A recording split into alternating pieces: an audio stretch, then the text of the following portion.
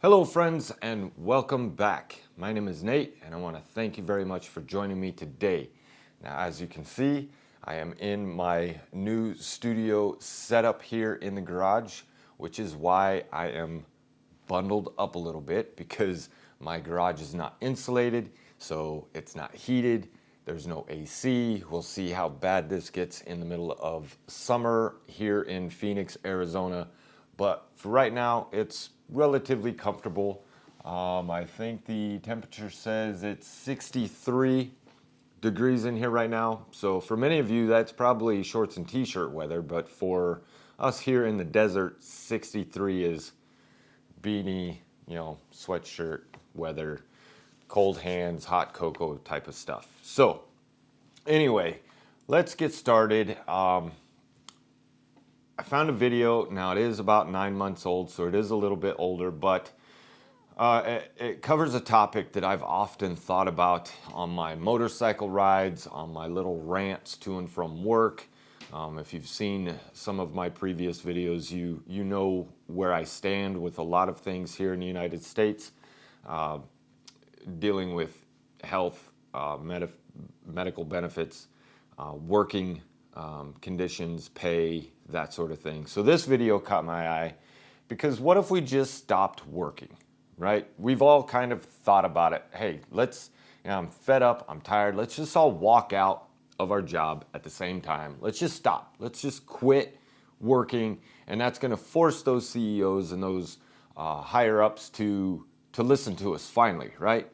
Well, I'm not quite sure that's the way things would go. If we all just stopped working, I have a feeling society as we know it would collapse. I mean, there are a lot of things that go on to enable our economy to keep functioning the way that it is. And if everybody just quit, it would be total chaos. So let's just see what this video has to say about it.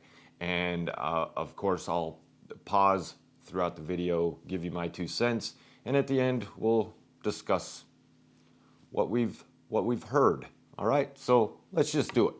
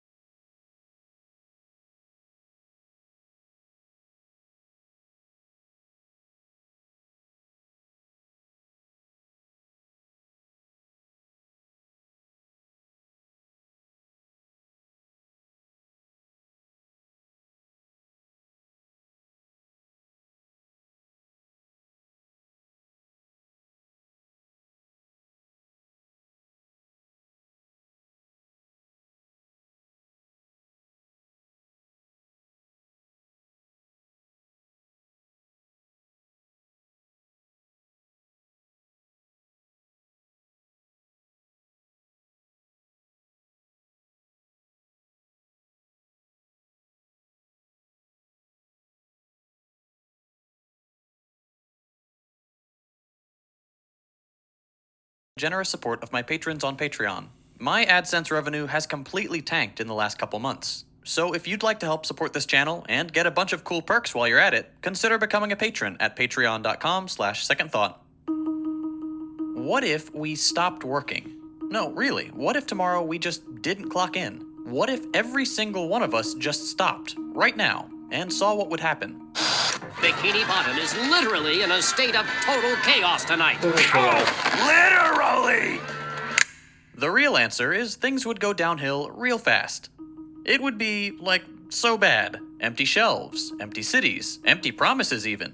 We wouldn't make it very long without anybody doing anything we call work. But that doesn't make what if we stopped working a useless question. Because in an otherwise simple answer, it would suck, there's something a little more interesting hiding in the background, just out of focus. What is that? Enhance. Enhance! If the answer to what if we stopped working is we can't, that begs the question, how close can we get? And that question, well, that question has some pretty interesting answers. Let's back up. If you go to parties, you've probably been asked the question, what do you do? If you answer, I make YouTube videos, no you don't. Who would ever give you the chance to give that answer? See, the joke here is that YouTubers have no friends. Like, no one at all. Like, bottom of the barrel, trapped in a pit of loneliness. That's not true. Anyway, the fact that what do you do is the default punch bowl question demonstrates at least one thing about our current society. Work is one of, if not the biggest part of our lives. But it doesn't have to be. See, and that kind of begs a question based on previous videos that, here in the United States, we are judged by our work, right? Our title, even, what we do for a living.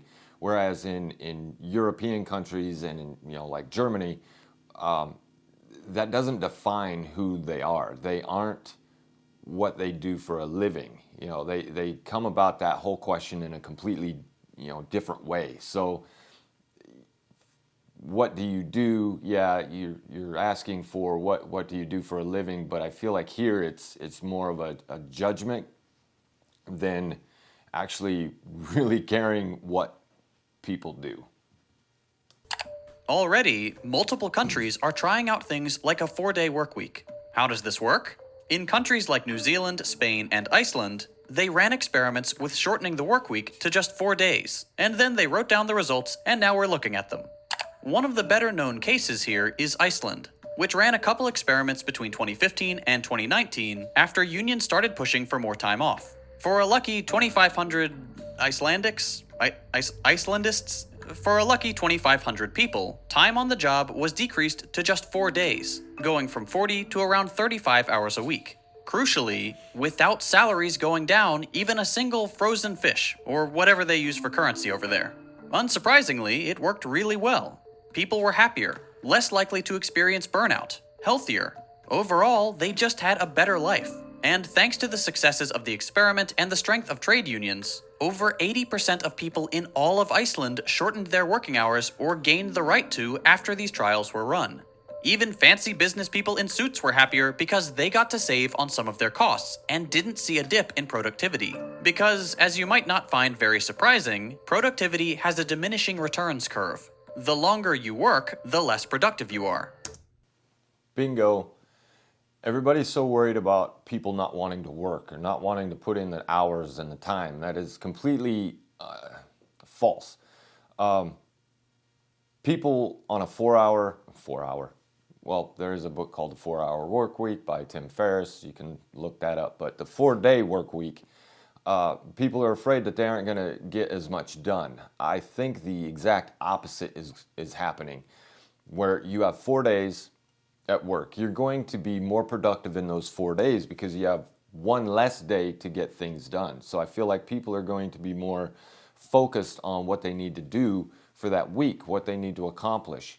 And then they know that, okay, now I have 3 days off. That extra day of rest can recharge their batteries, if you will, and they are ready to go the next week. So I think 4 days a week, people are going to be more productive. Each new hour of time on the job brings less and less benefit and is more and more justified in being lopped off entirely.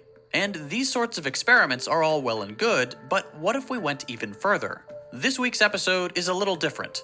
Usually, videos on this channel focus on the bad stuff. Ooh, we hate bad stuff. Sorry, ignore him, I don't know how he got in here. And no doubt about it, this video is still going to have some of that with a side of political theory to appease the nerds. But for the next 15 or so minutes, we're mainly going to answer a couple questions about work. What it is, why it's such a big deal for some people, and why it could just not be. Because it could. We don't need to work so damn hard. You'd think that that fact would make for easy political points, just right there for the taking. Who wouldn't vote for the candidate or the party that's going to make their lives more pleasant, less constrained, more free of work? And in some countries, they do have that kind of politics. But the reality is that neither major political party here in the US is trying to reduce the time we spend at work. We have to get back to work. Our people want to work. They want to go back. They have to go back. A job's about a lot more than a paycheck. It's about your dignity. It's about respect. It's about your place in the community. Neither party is trying to meaningfully reduce our working hours, despite enough people hating their jobs so much that Forbes, of all magazines, can run a listicle with 15 ways to, quote, rise above resenting your job, with such helpful tips as, get over it. That's not to say that the sentiment doesn't exist at all in our government. Democrat Mark Takano is trying to get a bill for a 32-hour workweek through Congress. Correct me if I'm wrong for all of you who live in Germany, but isn't your typical full-time week like 36 hours or 38 hours? I don't think it's a full 40 hours. Here, you're typically full-time, I believe, if it's over 36 hours.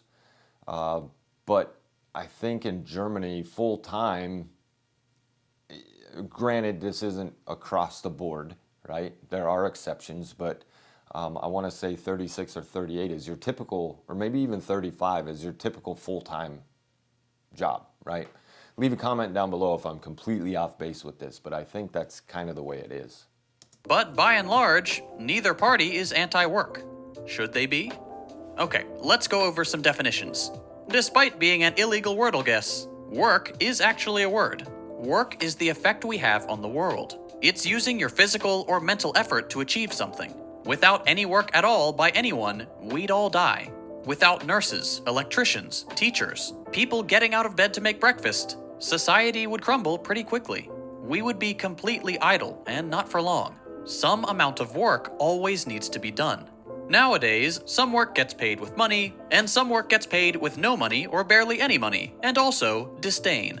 Being against work, or anti-work if you spend any time on the worst place on the internet, isn't ignoring that fact. It's recognizing that some work always needs to be done, but that the conditions that shape that work should be different than they are now. It's saying that the goal shouldn't be to work as much as possible, but as little as possible to achieve what we want. The goal is to maximize leisure and the quality of that leisure by balancing that interest with the necessity of work. The goal isn't to not work at all, but to work for things that matter and on good terms. I don't know that we're actually looking to work as little as possible as much as working as efficiently as possible. I think if you are working as efficiently as you can, the result will be that you're not working quite so much, right? So I don't know that the ultimate goal is just to work as little as possible, because we can all work as little as possible and be completely inefficient in what we're doing. I think what, at least for me, what I'm looking to do is work as efficiently as possible each day so that I'm not working as much. Make sense? This is gonna sound really obvious, but for most of us, that's not how work goes. Work is something we need to do to get access to the things we need to live, like food, shelter, and healthcare. Under capitalism, the only way to get these basic necessities of life is to work in some way or another and get a wage at the end. You work or you starve. Seems pretty coercive. While at work, you have no or very little input on your work conditions. Sometimes they're okay, other times not. On top of that, our whole lives are conditioning us for that reality and imbuing it with value. Work will set you free, no pain, no gain, or there's no such thing as a free lunch are some examples of the ideological discourse that accompanies the material reality of coercion and makes it seem more natural, more palatable. Our necessity to work is accompanied by a psychopolitics trying to enshrine work, in the largest possible sense, as a value. But it doesn't seem to work as well as the benefactors of that discourse want it to. When you consider how much of our time we spend thinking about not working, whether it's dreaming up a vacation we want to take, fantasizing about winning the lottery and quitting, or buying an ironic Garfield mug, it seems like we all want to stop working pretty badly. And yet, when we're given the chance, a good chunk of us keep working even when we don't need to. Some billionaires still work, as do many lottery winners. Retirees often volunteer or continue working in some capacity, even when their needs are met and they're supposed to be in the part of their lives where they stop. So, do we like to work, or do we hate it? The obvious answer is that it depends. What does it depend on? Meaning. When we find work meaningful, we're more than happy to do it. And Bingo. there are a couple ways that work can have meaning. There's the most obvious one, which is that work which allows us to develop our talents and interests, to self-actualize. Then there's work that grants us autonomy and control over the work itself and the product of that work. And of course, there's work that produces something of importance. These kinds of really obvious factors give work meaning, and help explain why people work on things even when they have no need to and could live in complete and total leisure. But unfortunately, in the US and the UK, around a quarter of people feel like their job is completely meaningless. And a big chunk of people on top of that aren't really sure, don't really know if their job is meaningless. They just don't know, they can't figure it out. Which is really to say that their jobs aren't evidently meaningful either. That doesn't mean that every single one of their jobs is entirely pointless. Meaning and purpose are different, even if there's bound to be a big overlap in that group between pointless and meaningless work. But it definitely means that, at the very least, those jobs are alienating. They're jobs that feel bad to do. They're jobs that aren't imbued with meaning. And that's not even the whole picture. Of the 8 to 9 hours spent every day at work by millions of people, between 1.5 and 3 of them are spent on private activities. We might call this wasted time. Not in the sense that it's not good, it's totally fine by me, but in the sense that it's not really the purpose of being at your job. But as you might expect, or are doing right now watching this video, in which case, nice, workers spending that time on personal things are still pretending like they're being productive during these hours of work that aren't quite downtime, but aren't quite work either. It's ridiculous. While part of this rightfully stolen time is a form of worker resistance, the clear majority of it comes from having nothing to do but being stuck at work, forced to keep up the appearance of click-clacking away or calling people who really don't want to talk to you, just because that's what your boss expects. That's one of the things that just irritates me. You could have all your stuff done, or the majority that you can get done in that day, yet you're still expected to be at work. So you're pretending to work because that's what your boss expects you to do, not to pretend to work, but to be working. When if we get all our tasks done by 2 o'clock in the afternoon, let's just go home. Why do we have to pretend to be productive just to, I don't know, just to make somebody happy? Granted, I mean, you're not going to go home at noon every day because then you're not getting your hours in. Your pay might depend on that. You might not be salary, you might be hourly, so your pay is dependent on how many hours you are actually clocked in during the day. But to eliminate all those dead times each day, you could eliminate at least one full day, right? So then you know, okay, I have 4 days. I'm not going to have this much downtime each day because I have one less day to get things done. Like I said earlier, that you're going to be more productive in those 4 days. You're not going to have that much downtime or spend that much time on personal things at work because you need to get the work done, knowing that, hey, I got 3 days off coming up. So I hate that we treat working as this glamorous, like you need to be proud and work hard and work long hours and sacrifice everything for your work, when that's not the case at all. That's not how we should be approaching it. And the whole purpose and meaningless work, right? So my job isn't meaningless. There is a meaning behind it. There is a purpose behind it. I'm HR manager, and so I have a critical role within the company to keep the company going, to keep the company in business. So it's not meaningless, but I think where I fall into is and it might be outside the scope of this video here, but just the feeling of being appreciated for the work that I'm doing and compensated fairly for the work that I'm doing.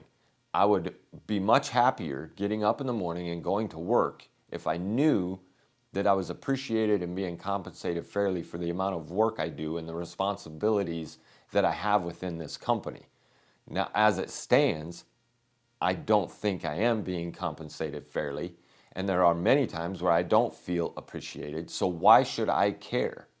So then, yeah, there might be times I'm at work and I'm surfing the internet, researching other things that doesn't have anything to do with work because I'm not motivated to do any more than what is absolutely necessary to keep the job going. Feel me? I hope I didn't lose anybody there. You're not really free to do what you want, but you're not really working either.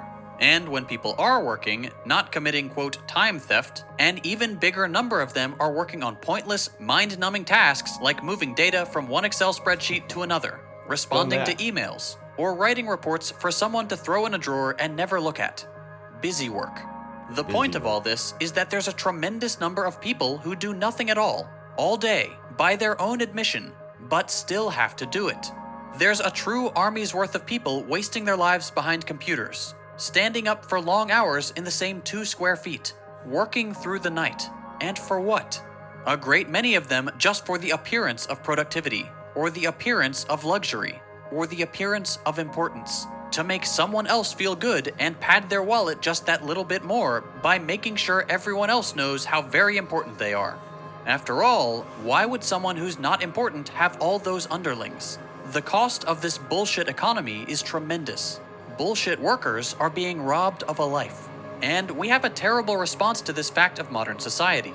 In liberal circles, the idea is to redirect everybody to public works projects, achieve full employment, bringing money into people's hands so they can spend it on goods that recirculate that money into the economy and produce more, trying to give, quote, dignity to jobs that are clearly just exploitation turned up to 11. On the right, the idea is to pump more money into businesses on the foolish hope that they're going to just create more jobs, or deregulate workers' rights to the extreme so that they can fire everybody into the worst kind of poverty we can conjure up, and pay the lucky few still employed next to nothing. Run the leanest operation possible, Uberize everything, and sell the precarity of unstable, low-paid work without a safety net as choosing your own hours, or being your own boss. Very few people are willing to embrace the most obvious conclusion. A lot of this is unnecessary. We're working too much. If we distribute the workload and the benefits more evenly, we can work a lot less. Politics isn't the only place where myopic conclusions about work are reached. When we get out of the realm of explicitly political discourse, and into the space we arbitrarily separate out as social, the same tropes and attachment to work aren't hard to find. Hustle culture, the rise and grind set, whatever you want to call the ideology juice that gets a millionaire to spend his free time flipping garage sale toys for $15. This modern phenomenon is another way in which this political attachment to the Protestant work ethic gets absorbed into our everyday lives. Another way to try to attach meaning to exploitative work, rather than limit labor to work that is already meaningful and practical. Instead, shaping people's entire identity around turning idle time into another buck. Clearly, we have an abundance of free time right there for the taking. So many people wouldn't feel like their jobs were meaningless if there wasn't some truth to it. So much time at work wouldn't be spent slacking if it couldn't be. The truth is, we've made tremendous progress in terms of productivity over the last 100 years. Automation and industrialization alone have taken some of the more laborious activities we used to call work out of human hands entirely. But in over 80 years, the 40-hour work week hasn't budged. It's not laziness to ask for more time for leisure. It's efficiency. It's purely pragmatic. We accomplish the same amount in a couple hours as it used to take a full day. More on a Monday than used to be possible with most of a week.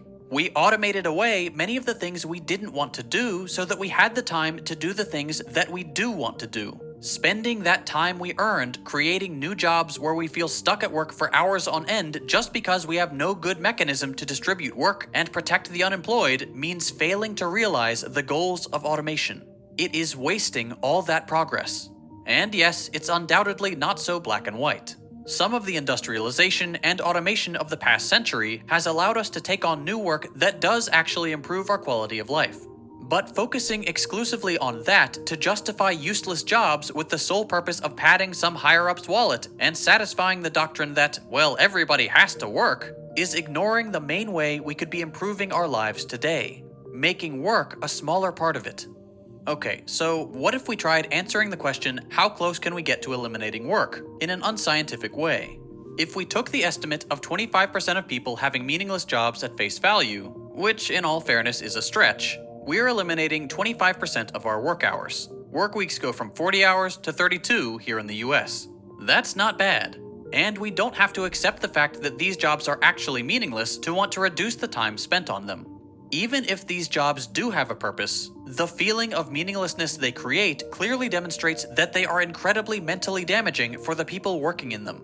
Reducing those hours, like we would with incredibly physically demanding jobs, makes sense beyond a strict productivity maximization framework. In another example, what if we took that statistic about 1.5 to 3 hours being completely wasted every day? Taking that into account, you end up with somewhere between a 27 and a 33-hour work week. That's also pretty good. And if this seems like an absurd way to calculate how much time we're working, I agree with you. I shouldn't be plucking numbers out of this or that study, doing simple divisions and calling it a day. But this is no less absurd than how we determine work hours right now. Just a couple people at every company write your contract. They set your working hours, with the only limit being what the law says they can't go over, pushing most industries right up to that 40-hour clock out. And the only reason that number isn't any higher is thanks to decades of worker agitation, revolts, protests, demonstrations, other synonyms for people being angry, clawing it from industry. Were it not for the gains of militant workers, we'd still be punching in 12-hour days side by side with newly minted 12-year-olds. This is an absurd way to decide how much work needs to be done. Letting a couple guys make all their demands and only tempering them when society faces mass-scale agitation and violence bubbling up in the streets is absurd. It shouldn't get to this point. The clearly better way to determine working time is to work for necessity and desire, to make decisions in common about needs and allocations of resources, to use governments, organizations, and democracy everywhere across the board to establish how much we work and how much we set aside for leisure, to disentangle work from necessity so that we can really make these decisions without constantly fearing for our meals and fighting others for the scraps. In short, to include democracy in economic decisions, to take into account our resources and desire to work without constantly fearing that every drop of sweat we don't shed means worrying about being taken over by the other sweatier worker at the other sweatier company, to stop people who profiteer off the work of others by hogging everyone else's free time, to not have a system that decides how much we work based on how much the guy at the top really wants a new watch. Missed birthdays, funerals, and every other life event in between be damned. Now, this isn't about getting back to some primitive way of life, idealized beyond the reality of tremendous hardship and ableism past societies encountered without the technological and social advancements we have today. This is about taking stock of all the time going straight down the drain for no good reason other than keeping an unjust system chugging along. This is about enjoying a life like we have now, with more time to actually enjoy it. If you spent a couple less hours at Best Buy, would society be okay? Or AutoZone? Or making coffee? Or on the clock in your cubicle? Sure, GDP could go down a bit, but we already know how the GDP gets broken down between the rich and the poor anyway. We wouldn't be maximizing profits and exhausting all the human labor power at our disposal. But that is not the point of being human in the first place. So long as we can reorganize our society towards one in which GDP dips aren't synonymous with austerity for the majority, where we care more about the productive resources at our disposal than the numbers on a screen meant as a proxy of those resources, we can dramatically change the nature of work and how much time we decide to put into it. Even without touching those structures, we can still meaningfully cut our work time. Today, burnout rates are through the roof. More and more people are being pushed into holding multiple jobs. People are desperate for leisure time but can't afford to take it. We as human beings need time to do whatever we want, for everyone. Art, music, reading, going back to school, watching TV shows, playing sports, cooking, being with friends, traveling, volunteering, farming, doing literally nothing, or even working, just on something else. It's within our reach. Our obsession with the ideology of work and the coercive model of decision-making holding our society captive are the only barriers to its achievement. We can build a world where work is rewarding, meaningful, and fair. Okay, so that didn't really answer the question of what if we all just stopped working, but I see kind of what he was trying to get out there. We all know that if everybody just stopped working, the system would collapse completely. But I think the bigger point here is that, and the underlying theme I got from this entire video is we just want to feel appreciated for what we do. We want to feel like we are an important part of the process, no matter what career or job that people have. And the reason why people still work after winning the lottery or after retiring is because they just feel like doing something, right? And it may be also that it's ingrained already after years of work that that's just normal. You just continue to work. Now, for me personally, let's say I won the mega jackpot and was set for life, didn't have to work for anybody else for the rest of my life, would I still work? Yes, but I wouldn't work for somebody else. I would work for myself. I'd figure out ways to keep busy, to continue to learn, to continue to grow. So it's never about people not wanting to work. People want to work, and it's proven by just that. People that don't need to still do. We just want to be appreciated. I don't know how many times I can say this, but I don't mind my job. I actually enjoy what I do. I enjoy the HR aspect. I enjoy learning more and more about OSHA compliance and benefits and time cards and bonus calculators. I love that stuff. But there's going to be a point where I just can't continue because I'm being taken advantage of. And that's just the bottom line. It's not that I just feel like I'm being taken advantage of. I absolutely am. Because if somebody outside the company was to come in, be hired as somebody who does my position, they would be making probably a third more than I am minimum.